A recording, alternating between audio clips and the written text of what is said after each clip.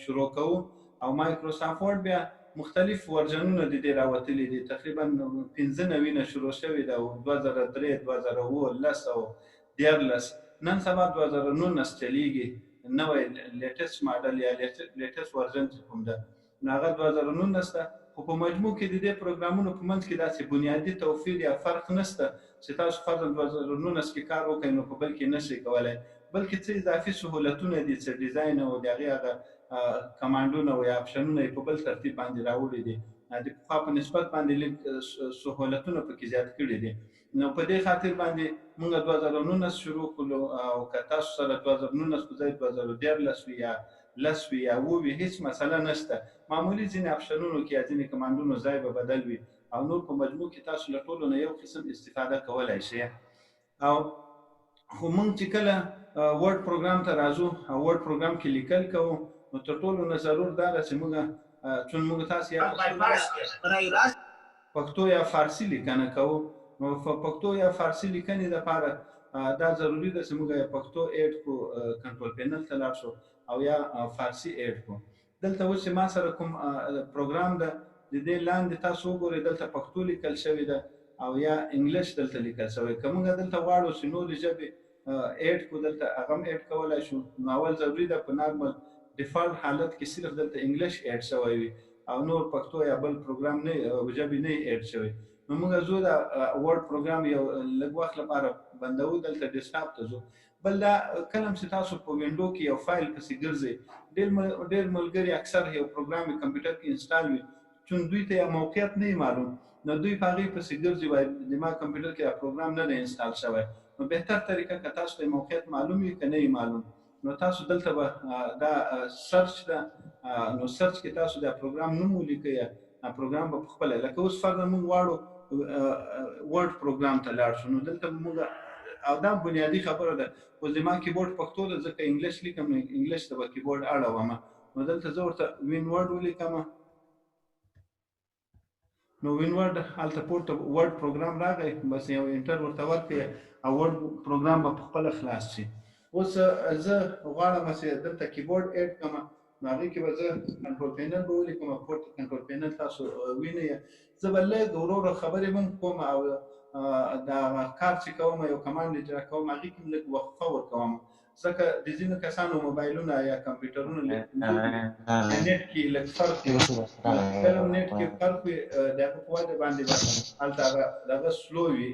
د هغوی ته به دا خبره لږ وروسته رسېږي نو زه ځکه لږ وخت پرې اخلم. نو دلته چې موږ کنټرول پینل ورته ولیکو نو کنټرول پینل ته ولاړو. کنټرول پینل ته چې کله لاړ شو نو دلته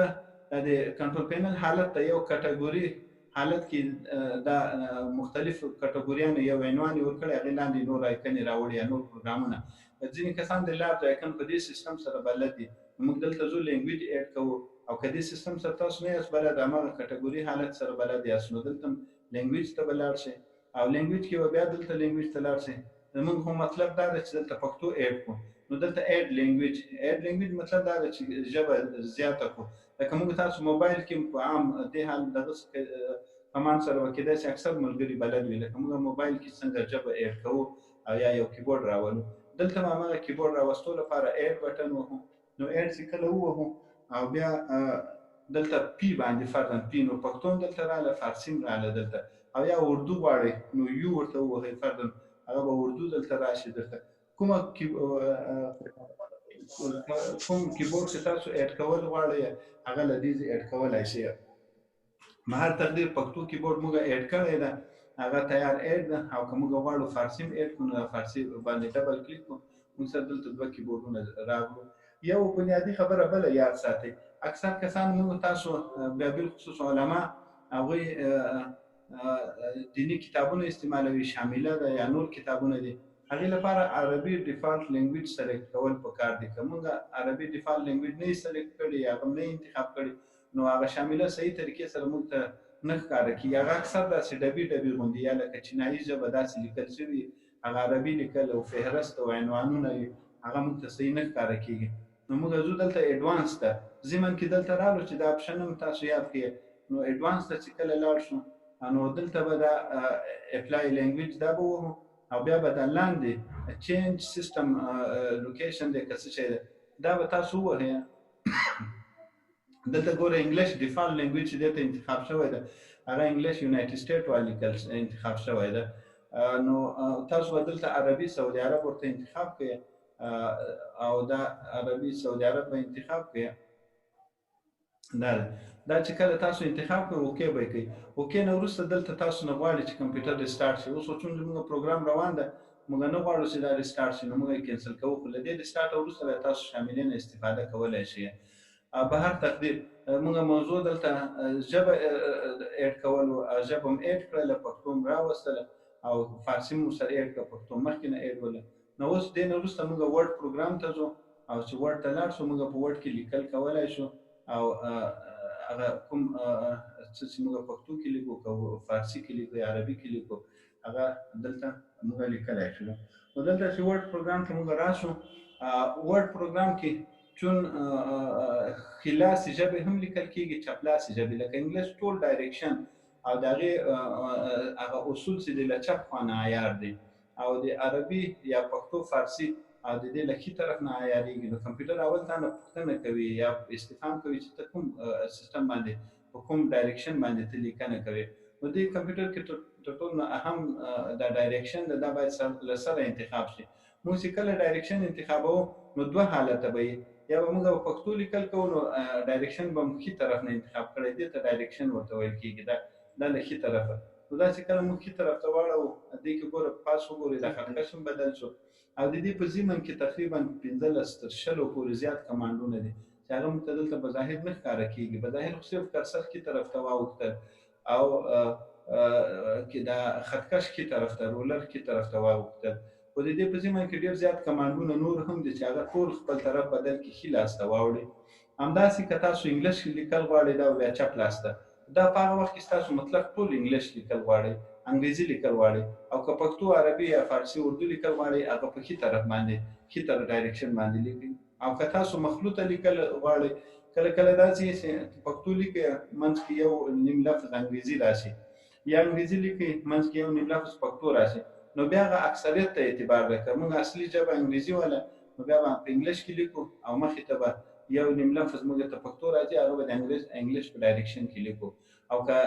انګلیش ډایرکشن وي د ښي طرف نه وي د پښتو ډایرکشن وي نو بیا یو نیم لفظ انګریزي راتلو هغه هم د ښي طرف د هغې تابع به وي ځکه اکثریت به موږ تاسو لیکل پښتو کې وي هغه به د هغې تابع راځي. د دې شارټکټ چې د کنټرول شیفت چپ طرف ته که تاسو ووهئ په کیبورډ نه نو کنټرول شیفت انګلیش ته اړوي او که ښي طرف ته یې ووهئ اوس ما کیبورډ نه ښي طرف ته کنټرول شیفت ووهل نو دا ډایرکشن اتومات ښي طرف ته واوښتل او که موږ چپ طرف ته کنټرول شیفت ووهو نو دا انګلیش طرف ته اوړي. او دا موږ د لیکنې په سر کې یو وار انتخابوو ځکه طبعا موږ به لیکنه یا انګریزي کوو یا به پښتو کوو نو تر اخره به روان وي. که چېرته یو پیراګراف مکمل انګلیش ته او یا بلې ژبه مخالف ژبې ته اړول نو هغه به بیا په هغه صورت کې به ډایرکشن اړوو. اوس موږ کنټرول شیفت بیا وهو او ښي طرف نه شروع کېږي. کله چې ښي طرف نه موږ شروع شو یو بله پوښتنه بیا کېږي چې فرض ته دا رسم الخط لیکې د دې سایز دې څومره یې دلته 11 ده نو 11 په ځای باندې موږ غواړو 20 کې دې دا لیکل وشي که نه او یا دې نه زیات کمول غواړو. د دې عمل لپاره یو شارټکټ کې کیبورډ نه استعمالېږي ځکه د ماوس استعمال هم دا لږ بوج هم راولي او وخت ضایع کوي. نو موږ کنټرول دغه بریکټ پورته بریکټ وي بریکټ چې وهو دا ورو ورو زیاتېږي ګوره 28 شو 28 شو 29 داسې زیاتېږي او که دا بل چپ طرف ته بریکټ ورسره د کنټرول سره هغه ووهو نو بیا کمیږي ورو ورو کمیږي. نو دلته اوس موږ کمپیوټر آماده ده چې موږ لیکنه وکړو ډایرکشن هم بدل کړو او بل دا ده چې موږ کله ښي طرف ته واوښتو د فونټ سایز هم بدل کړو نو ژبه انتخابول پکار دی. ژبه اوس موږ دلته که ښي طرف نه لیکو کیبورډ انګریزي لیکل کوي او که موږ غواړو چې دلته پښتو لیکل وکړو نو لاندې به لاړ شو دا کیبورډ بار ده له دې جوه لینګویج بار نو دې دلته پښتو ورته انتخاب کړو او چې کیبورډ باندې موږ لیکنه کوو پښتو به کوو. دلته موږ هر وخت ماوس په ذریعه باندې دا لینګویج بار نشو انتخابولی د هغې لپاره هم شارټکټ شته. هغې لپاره الټ شیفت چپ طرف ته الټ شیفت چې ووهې دا ژبه چپې خواته هلته مختلفې ژبې دي په ترتیب باندې چپې خواته اړوي الټ شیفت چپې خواته بیا پسې ووهه داسې او بیا انګلیش ته راغلم، مخکې عربي راغله بیا انګلیش ته که تاسو دلته ګورئ کونج کې تاسو ته غالبا ښکارېږي. نو دې کې اوس او که ښي طرف ته تاسو الټ شیفټ وکړئ اوس انګریزي ده ژبه، نو موږ دلته اوس عربي ته واړوو. که بیرته چپ طرف ته شیفټ الټ شیفټ ووهو نو دا انګلیش ته وړي. دا د دې شارټکټ نه، نو دې شارټکټ نه په استفادې موږ په اسانۍ سره دلته لیکنه کولای شو. نو په دې نه وروسته موږ ورځو د کیبورډ د زده کړې لپاره. دا د موږ تاسو درس به انشاءالله په تدریج سره ما چې څومره معلومات کړی یا کوم کسانو ما سره رابطه کړي اکثر یې نوي کسان دي لکه مبتدیان دي، نو د هغوی لپاره زه د ابتدا نه درس شروع کول غواړم. او کېدای شي ځینې کسان هغوی کار کړی کیبورډ یې یاد وي یا دا کوم درس یې اوس ما وویل کېدای شي هغوی دې کې مهارت ولري یا زیات یاد وي، نو هغوی دا غوښتنه خواهش کېږي چې هغوی یو څو ورځې همدا تعقیب کړي او بیا وروسته که چېرته همداسې کسان زیات وو د هغوی لپاره بیا ایډوانس کلاس بل به ورته شروع کړو چې هغه د هغوی له سویې سره مناسب او وړ وي. او فی الحال دا چون یو نظري او یو عملي درس وي، اکثر نظري درسونه جدا وي او عملي چې بیا سړی کار کوي له مشکلاتو سره مخ، نو که هغه کسان هم تدریج سره دغه درس تعقیب کړي انشاءالله ډېر وخت به نه نیسي، زه به کوشش وکړم چې دا لنډ وخت کې شي، نو دا درس تعقیب کړي انشاءالله دوی ته هم ګټه به یې زیاته وي ورته. اوس موږ دې نه وروسته چې کله موږ ډایرکشن هم انتخاب کړو ښي طرف نه او لینګویج هم پښتو ورته انتخاب کړله. او یو بله باریکي تاسو اهمه خبره واورئ، ځینې کسان داسې کیبورډ زده کوي نو پښتو کیبورډ یو د فارسي کیبورډ، اردو کیبورډ، عربي کیبورډ، نو د هرې ژبې لپاره دوی مستقل کیبورډ استعمالوي او دا یو غلط کار دی. غلط کار په دې ده چې دلته موږ پښتو کیبورډ سره بلد شو ځینې حروف لیکو، نو بیا که اردو کیبورډ کې هغه حروف په مغایر ځایونو کې راځي نو بیا هغه زده کوم نو بیا موږ طلب الکل فوت الکل راشي، نو موږ ټول رانه هېر شي. بیا چې کله موږ لیکنه کوو زموږ د لیکنې سرعت کمزوری، موږ فرضاً پښتو کیبورډ لیکل کوو هلته ذهن کې د اردو الفاظ راځي یا د فارسي الفاظ، نو دلته چې کوم کیبورډ د پښتو مایکروسافټ کمپنۍ رامنځته کړی ده دا ډېر ښه کیبورډ دی، دې کې تقریباً پښتو هم لیکل کېږي او فارسي هم لیکل کېږي او دې کې اردو هم لیکل کېدای شي انشاءالله هغه طریقه به نو دا یو داسې جامع کیبورډ ده که دا سړی یاد کړي او په دې کې کار کوي نو دی پښتو، فارسي، اردو، عربي دا ټولې ژبې لیکلی شي او دی له هېڅ قسم مشکل سره نه شي مخ کېدی. نو اوس چې موږ کله ډایرکشن هم انتخاب کړو، ژبه هم انتخاب کړله او دلته د فونټ سایز هم سلیکټ کړو، نو موږ ځو د هغې لپاره کیبورډ زده کوو. د کیبورډ د زده کړې لپاره ډېر کسان داسې دي هغه په یو ګوته باندې لیکل کوي، نو په یو ګوته چې لیکل کوي هغې سره سرعت ډېر کمزوری وي، نو باید په څلورو ګوتو د ښي لاس او څلور چپ لاس اتو اړو ګوتو باندې لیکل وکړي او دا دوه بټې ګوتې د دې باندې دا سپیس بټن چې کومه ده دغه غټه بټن چې کیبورډ کې دې ته سپیس بټن ویل کېږي، نو دې باندې به سپیس وهي او نور دلته ګوره د تصویر ته که تاسو وګورئ جې کې ایل او یا دا بل طرف ته ای اس ډي اف دا بټنې دي، نو دا به څلور وانه هغه هرې ګوتې ته خطه تللې ده، په همدې ترتیب باندې به تاسو دا تقسیم کړئ. نو څلور بټنې دا چپ لاس ته ورسېدې او دا ښي طرف ته څلور بټنې دا ښي لاس ته ورسېدې. او اکثر که تاسو خپل کیبورډ د عام کیبورډ د لیپټاپ یا عادي کیبورډ وګورئ جې او اف باندې یوه زخه غوندې دلته هم توره نښه راغلې ده، دې دوه ته هوم کیز وایي، نو تاسو چې همیشه په کیبورډ باندې ګوتې ږدئ هغه په جې او په اف باندې به یې کېږدئ، نو چې دا دواړه په اصطلاح د مصبحې ګوتې دا دي دغه کوم چې دلته عکس سمبول کړی ده نو دا ګوته چې دواړه په جې او اف باندې کې که تاسو بل طرف ته کېږدئ یا په بل تعبیر په پټو سترګو باندې تاسو کیبورډ ته متوجه سئ او لاس پرې ووهئ نو دا دوه ګوتې چې کېږدئ دا نورې درې ګوتې متصل ورسره صحیح ځای په ځای کېږي او بیا چپ طرف ته هم همدا درې ګوتې صحیح په ځای په ځای کېږي. نو نننی درس چې ده د موږ تاسو یو خو دا د مرکزي کلیانې یا هوم کیز چې ورته ویل کېږي هغه جې او اف دی، نو موږ چپ لاس ګوته په اف باندې دا مصبحه ګوته کېږدو او یا د ښي لاس په جې باندې کېږدو نو ورسره دا درې ګوتې دلته تقسیم شولې او دا درې چپ طرف ته تقسیم شولې، نو په همدې ترتیب باندې به موږ لیکل کوو. نو د نن ورځې درس د کیبورډ هم دا درس انشاءالله تاسو واورېدل، څه ناڅه به انشاءالله استفاده هم ترې کړې او اوس که موږ تاسو کیبورډ باندې لیکل کوو نو کیبورډ باندې چې لیکل کوو بیا دا اوس کیبورډ به ستاسو مخې ته راغلی همدا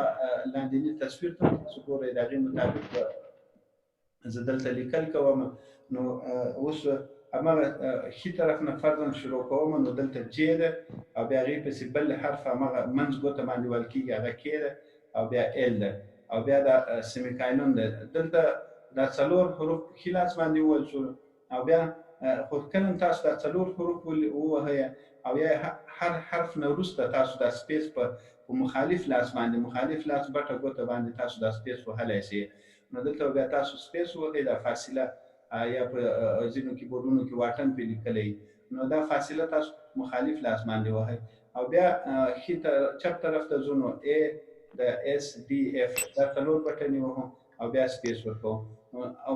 همدا درس ته د نن ورځې لپاره او یو بټن دلته انټر موږ لرو. انټر دا مطلب دا خط ماتوي. خط یې که تر ارزې پورې تللی که ته غواړې چې نور سر خط بل کرښې له سر نه شروع شي نو موږ به انټر بټن ووهو. دا انټر بټن ده نو هغه کرسر به لاندې لاړ شي نو هغه بیا به موږ لیکنه لاندې نه شروع کړو. به هر تقدیر دلته اوس درس ته نن تقریبا 10 بټنې دي. دا د نن ورځې درس ده لکه یو ا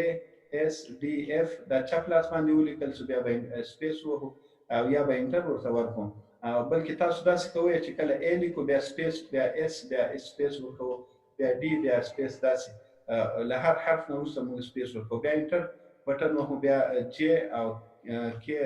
د ال د داس فاصله ورکوو بیا انټر ورته ورکوو. منځ کې دوه بټنې پاتې کېږي یو اچ دی یو جي دی نو اچ طبعا اچ به ښي لاس ته ورکړو دا په ښي ګوته باندې مصابحه باندې وهو او دا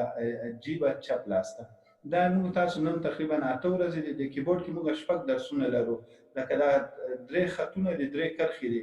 یو کرښه بره ده او یو دا اوس وویله منځ کې د یو لاندې ده نو یو ورځ به دا درس وي او ضمناً به هغې سره شارټکټ بټنې وي او بیا مهم اپشنه به وي او په تدریج سره به بیا ورډ پروګرام وي هغې نه وروسته به بیا انشاءالله موږ لیکنه او مضمون او شعر او نور څومره د دې مربوط یا موږ تاسو ته په اداره کې یا یو دفتر کې په کار راځي هغه ټول کمانډونه به انشاءالله جدول جوړونه یا نور هغه په تدریج سره تشریح کېږي. خو ضمناً یو خبره بل هم یاد ساتئ د نن درس که موږ چېرته یو حرف ورانوو انګریزي کې بیک سپیس ورته وایي یا شاړنګ شاته حرف ورانوو هغې لپاره دلته موږ بره بیک سپیس بټن لرو. دا بیک سپیس تاسو په خاچۍ ګوته باندې به وهئ لکه څومره کیبورډ چې تاسو نن که چا زده کړی په همدې ترتیب ښه خبره ده که کیبورډ یې فرضاً دا بټن یې په بل ترتیب یادې کړي کوشش وکړئ همدې ترتیب باندې ځکه که په صحیح ترتیب باندې تاسو کیبورډ بټن یادې کړئ نو هغه ستاسو لپاره به یې ګټه دا وي چې سرعت به تیز وي او په صحیح طریقې سره هغه حروف به نه غلطېږي هغه به تاسو په صحیح طریقې سره لیکل کوئ. نو دا زموږ ستاسو درس ده. دا خبره بیا هم یو ځل تکراروم فرضاً که موږ کله ډایرکشن بدلوو زه ورډ پروګرام ته ځم السلام علیکم ورحمۃ اللہ وبرکاتہ. نو اوله قراری د قاری صاحب کې صحت ده اوله قراری د ترس قامن ده څنګه نو دلته لاړو ورډ پروګرام ته لاړو ما تاسو ته وویل چې دلته کله که موږ ډایرکشن انتخابوو شارټکټ ده چپ طرف ته یا ښي طرف ته دا سپیکر کوشش وکړئ مایک مه آن کوئ بیا نور ټولو کسان ملګرو ته مزاحمت جوړېږي. نو موږ دلته ډایرکشن ده موږ تاسو دا بیا تکراروو آلټ شفټ فرضاً دا کنټرول شفټ چپ طرف ته بیایي او ښي طرف کنټرول شفټ ښي طرف ته بیایي. دا یو خبره بیا لینګویج لاندې فرضاً پښتو ده فارسي ده دا عربي ته واوښتل او انګلیش ته واوښتل نو دا په ښي طرف آلټ شفټ باندې یا په چپ طرف په دواړو باندې دوه درې ځلې ووهئ یا کیبورډ بدلېږي. بیا هم درس بل دا دغه خو چې کیبورډ بټن فرضاً شارټکټ موږ غټوو نو هغه به دا کنټرول او هغه بریکټ به یا هغه به ووهو هغې سره به دا د فونټ سایز غټ شي چې کله فونټ سایز غټ شي موږ دلته لیکل کوو ما تاسو ته وویل فرضاً ښي طرف نه دلته پښتو لیکل کوو نو دلته ښي طرف نه ت په ښي لاس باندې وهو بیا فاصله چپ لاس باندې په غټه ګوته ورکوو بیا نون ده او بیا میم ده بیا کې کاف ده نو کاف نه وروسته دا فاصله ورکوو بیا یو انټر ورته ورکوو انټر ښکته کرسر لا بیا چپ طرف نه شروع کوو شین ده په ښي لاس فاصله ورکوو بیا سین ده او دا ی او ب ده دا څلور حروف چپ لاس ته رسېږي بیا انټر ورکوو بیا منځ کې یو بټن د الف ده او یو لام ده الف او لام د یو په ښي لاس یو په چپ لاس لیکو یو د خاطرې ګوتې سره څنګ کې یو بټنه ده هغې باندې ګاپ لیکل کېږي دا هم پاتې شوله دا به هم بیا لیکئ عین وروسته انټر نو تاسو دا باید کاروئ او دا یاد شي او بل انټر ما تاسو ته ویل دا د خاطرې ګوته باندې او بل بیک سپیس دا به هم همدې ګوته باندې تاسو یاد کړئ سبا لپاره دا درس ده نن انشاءالله همدا درس کافي ده او سبا لپاره به که خدای کول بیا نور په مخ شو نن لږ ناوخته هم شو انشاءالله که د سبا پوره 9 بجې به درس شروع کېږي او بل دا د درس په جریان کې به زه به هم کوشش وکړم لږ مختصر کوم نن هم دا خبر لږ اوږده شوله ځکه ډېر کسان مصروف هم دا وخت مصروف غوندې ده او بیا که چا سره څه پوښتنه او سوال وله د درس متعلق نو په اخر کې دوی سوال کول پوښتنې کولی شي په مخ هم ښه الله پاک هم کامیاب او سرلوړي